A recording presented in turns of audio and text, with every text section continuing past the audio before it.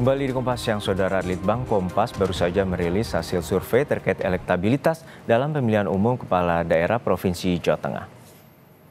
Dari jajak pendapat yang dilakukan pada 15 hingga 20 Oktober 2024, 28,8% responden menyatakan dukungan pada paslon Andika Perkasa dan Hendrar Prihadi. Sementara 28,1% memilih paslon Ahmad Lutfi dan Taj Yassin Maimun. 43,1% masih belum menentukan pilihan atau tidak menjawab.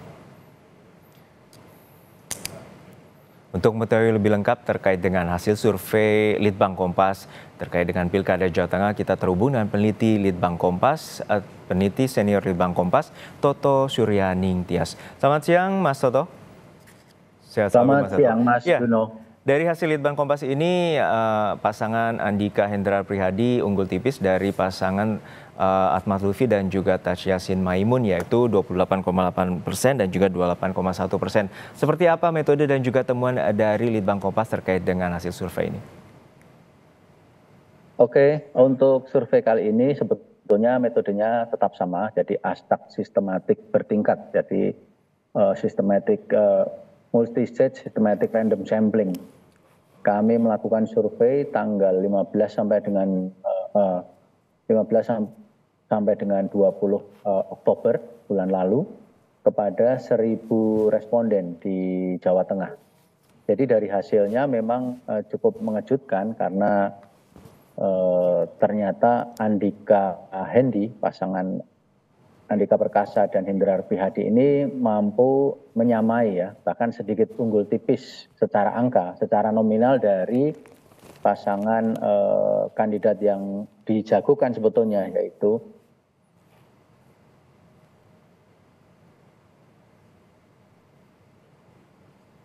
Mas Toto.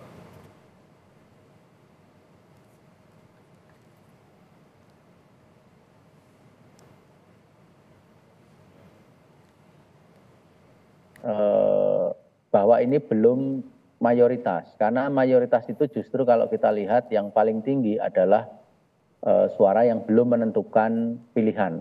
Demikian, Mas. Ya, sebelum sampai ke undecided voters atau yang belum menentukan pilihan, bahwa juga ada menarik profil dari pemilih ini, yaitu dari pendidikan tinggi dan juga pendidikan dan juga ada Gen Z atau pemilih muda. Seperti apa Mas Toto bisa lihat dari hasil survei Litbang Kompas ini? Ya, jadi kalau kita lihat dari latar belakang pemilih, sebetulnya dari pemilih Hendi dan pemilih Andika Hendi dan pemilih Ahmad Lutfi Taj Yassin ini banyak didasarkan pada aspek-aspek yang sifatnya sosiologis. Jadi misalnya dari pemilih, kalau kita misalnya dari sini kita lihat berdasar kategori usia ya, dari Gen Z dan Gen Baby Boomer, kita melihat bahwa Andika ini lebih banyak dipreferensi atau dipilih oleh kelompok dari anak muda ya, Gen Z. Itu lebih banyak memilih Andika, bukan berarti absolut memilih Andika gitu. Sementara dari Ahmad Lutfi lebih banyak memilih pada dipilih dari kelompok yang lebih tua, dalam hal ini adalah generasi X gitu. Sementara baby boomer kalau kita lihat di sini masih kosong ya, itu ada tanda tanya. Baby boomer itu sebetulnya dia masih menunggu, jadi dia kebanyakan dari baby boomer itu dia masih belum menjatuhkan pilihan pada kandidat yang ada. Tapi kita harus ingat bahwa piramida penduduk di Jawa Tengah itu mayoritas ada di Gen Y dan Gen X ya. Jadi mulai dari usia 20-an, 30-an, 40-an sampai 50-an.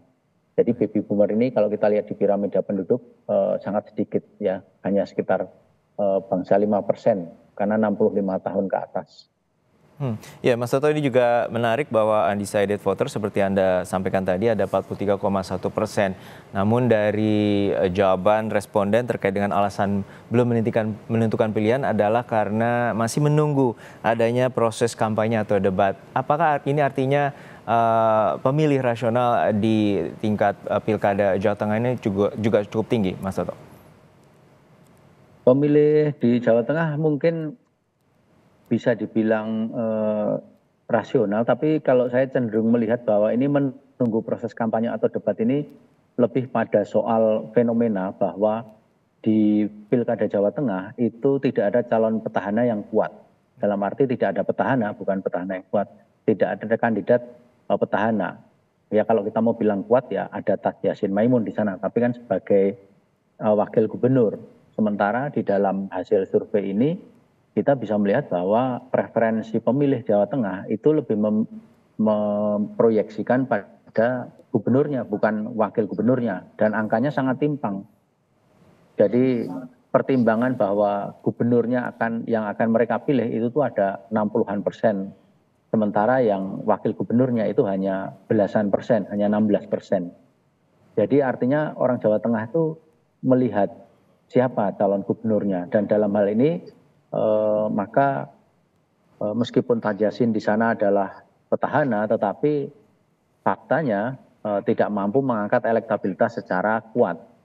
Dan itu tercermin bahwa sekarang ini elektabilitasnya sudah mampu disalib oleh kandidat yang sebetulnya dari luar ya. Jadi Andika ini kan diinjeksikan dari Jakarta, dari tingkat nasional ke Jawa Tengah. Itu bisa menyalip elektabilitas petahana sebelumnya. Mas Soto, ini juga menarik bahwa tersisa kurang dari sebulan untuk pemungutan suara. Jadi artinya pemilih bimbang ini dalam kajian Litbang Kompas seperti apa pemilih nanti yang akan mencobloskan suaranya di Pilkada Jawa Tengah? Jadi pemilih bimbang ini kalau kita urai ya, siapa sih pemilih bimbang dan bagaimana mereka mau mencoblos, sebetulnya terbagi dua juga. Jadi antusias tetap tinggi di pemilih bimbang ini, kemudian juga potret pemilih bimbang ini sebetulnya terdiri dari beberapa kategori. Misalnya ya, kalau misalnya kita lihat pertimbangan di sini, pemilih bimbang ini berada di dalam kategori misalnya 30% itu termasuk dalam kelas atas. Kemudian untuk kelas menengah atas ada di 38,7%.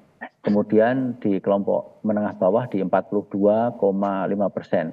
Tapi gambarannya begini Mas, pemilih bimbang ini pada dasarnya situasinya juga mirip apabila dilihat dari latar belakang dibanding pemilih yang tidak bimbang. Jadi pemilih yang bimbang ini berpendidikan dasar itu paling besar komposisinya di 45,3%. Kemudian yang berpendidikan menengah 39% dan yang berpendidikan tinggi itu 37%.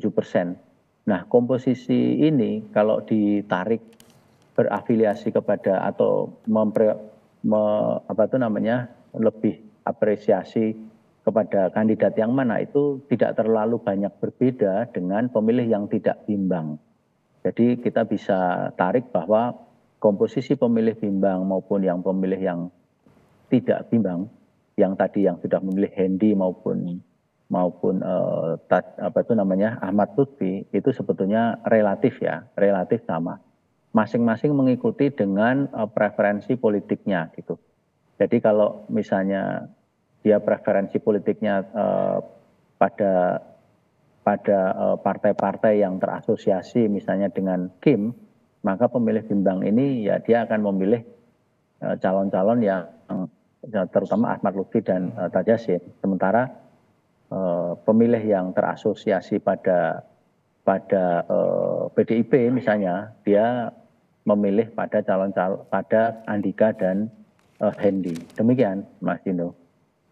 Artinya untuk preferensi berdasarkan latar belakang dukungan atau usungan dari partai politik ini masuk ke dalam undecided voters yang bimbang ini lainnya Anda tidak tahu. Seperti apa komposisi untuk preferensi politik itu, Mas Soto? Preferensi politik hampir sama dengan pemilih yang sudah menentukan pilihan, Mas. Jadi pemilih yang bimbang pun juga kalau dia yang terafiliasi ke PDI, artinya dia pemilih bimbang ini kalau kita cross dengan pilihan partainya, ini pemilih ini juga dia akan memilih Andika. Sementara kalau yang memilih partai-partai yang ada di KIM, itu dia memilih Ahmad Lutfi. Tetapi kita harus lihat memang bahwa memang ada variasi-variasi ya. Misalnya ternyata pemilih Nasdem di dalam pemilih yang tidak bimbang ya, pemilih Nasdem dan pemilih Demokrat itu dominan justru memilih Andika ya. Kemudian pemilih yang menyatakan memilih PKB dan Gerindra, dia memilih Ahmad Lutfi. Itu pada pemilih yang tidak bimbang, yang memilih yang sudah pasti memilih Andika atau Ahmad Lutfi tadi. Sementara yang Golkar itu seimbang. Jadi seimbang memilih Andika ataupun Ahmad Lutfi. Golkar ini justru yang pemilih belum menentukan pilihan itu terbesar. Nah dari sini kita bisa melihat variasi-variasi. Tetapi secara umum memang bahwa pemilih Andika adalah yang terasosiasi dengan PDIP, sementara yang pemilih Ahmad Lutfi adalah yang terasosiasi dengan partai-partai yang ada di dalam KIM. Mas Toto, kembali lagi tadi data terkait dengan pemilih berdasarkan generasi ini juga menarik, bahwa Gen Z yang di usia rentang di bawah 28 tahun dan juga baby boomers ini usianya 58 hingga 76 tahun ini, bahwa Gen Z ini memiliki pilihan sudah menentukan pilihan lebih tetap, yakni 61,7% dan undecided voters atau bimbang 38,3%. Artinya seperti apa? Bahwa pemilih Gen Z di Pilkada Jawa Tengah ini lebih matang atau seperti apa Anda melihat dari hasil survei itu?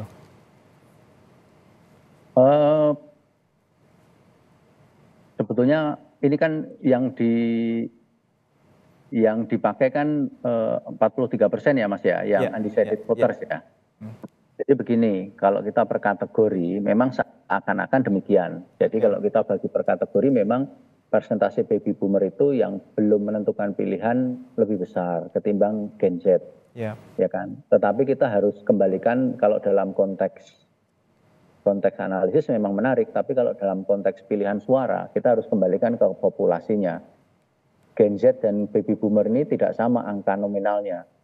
Gen Z bisa sekian puluh juta, misalnya bisa 15 juta. Maaf kalau di Jawa Tengah mungkin tidak sampai 15 juta ya, populasi Jawa Tengah kan 37 juta.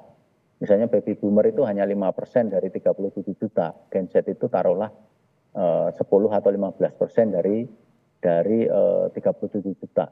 Jadi komposisi nominalnya sebetulnya berbeda, sehingga kalau hanya untuk analisis bahwa Gen Z ini lebih pasti, ya iya memang untuk kategori, tetapi kalau dalam konteks suara nominal, karena yang dihitung kan nominal Mas nantinya, itu ya sebetulnya tetap saja komposisinya pasti akan lebih gede Gen Z, dan ini semakin memperkuat bahwa memang Gen Z itu sudah menentukan pilihan ketimbang yang baby boomer. Nah kalau kita tanya kenapa, ya alasannya bisa alasan yang sifatnya sosiologis, misalnya karakter kelompok usia tua di Jawa Tengah itu yang lebih wait and see, kemudian juga mungkin lebih kurang tersosialisasi dibanding anak muda yang sudah tersosialisasi secara masif lewat media sosial dan media mainstream dan seterusnya gitu. Jadi analisisnya bisa begitu, bisa juga analisis yang sifatnya lebih struktural, misalnya afiliasi partai politik. Gitu. Kalau afiliasi partai politiknya belum meyakinkan bagi kelompok-kelompok usia yang lebih tua, mungkin mereka belum akan memilih seperti tadi digambarkan pemilih Golkar, kan mayoritas masih belum menentukan pilihan misalnya. Nah itu juga jangan-jangan banyak kelompok baby boomer ini yang merupakan afiliasi atau pemilih Golkar gitu. Itu juga berpengaruh ke sana.